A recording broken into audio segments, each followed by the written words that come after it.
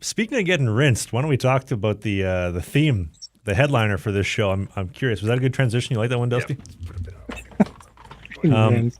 so why don't we talk about this? So you're in LA. You're the development goalie coach for the Kings, and then this opportunity in Toronto presents itself. We had Billy Ranford on the show a while ago, and he mentioned that he recommended you and really pushed for you hard.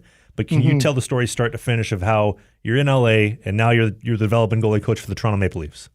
Actually, you're missing a section in between that. 2019 season ends, and then I get a call from Weeksy, Kevin Weeks, and he goes, "Hey man, would you ever be interested in going to the KHL?" And I was up for to renegotiate my contract in LA, and he knew that. And I said, "Well, not really," but I said, "What are we talking dollars wise?" And he told me, and I'm like, "Okay, I'm interested." Can I ask And how much? what's that? Can I ask how much? I don't want to talk money. Okay. It was way like 3 times more than yeah. Okay. So I was like, okay, where's it at? And he said it's the Kunlun Red Star. They're out of Beijing, but they're in the K, and they're building for the Olympic program. So there's a 2-part attachment, and an interesting thing, since I had all this Olympic experience and whatnot, they wanted me to help the Chinese program, and I'd be in the K and make great money. And I spoke with them. I turned down the LA deal, and I talked to Billy, about it, and he's like, when he found out how much, he's like, "You got to go."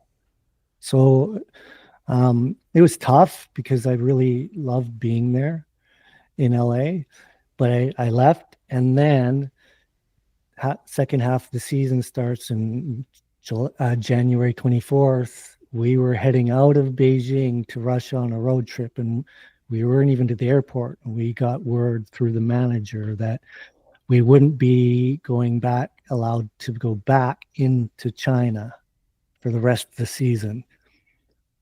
So we got into Moscow, and then we ended up living out of the suitcase we had for the rest of the season in a hotel based out of Moscow, and just went to all the other games. All our home games were moved to games in Russia and stuff, and finished the season there.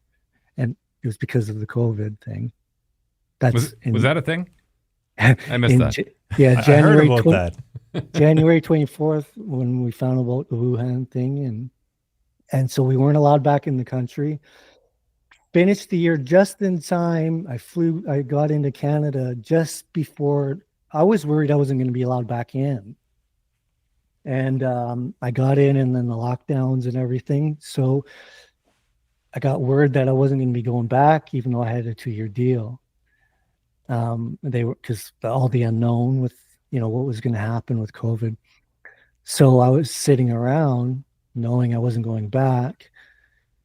And so I started talking, guys, different pros would be calling me because they were going through stuff with all of this. And I was helping people doing what I do. And I was like, I could do this with anybody and then make some money, So that's literally how it started. Help a little pro out here, pro here. And that's when I just started making a website. And then some parents started reaching out, and that's when I started helping kids. And then, like, I did a couple, it just had started, and like literally just had started.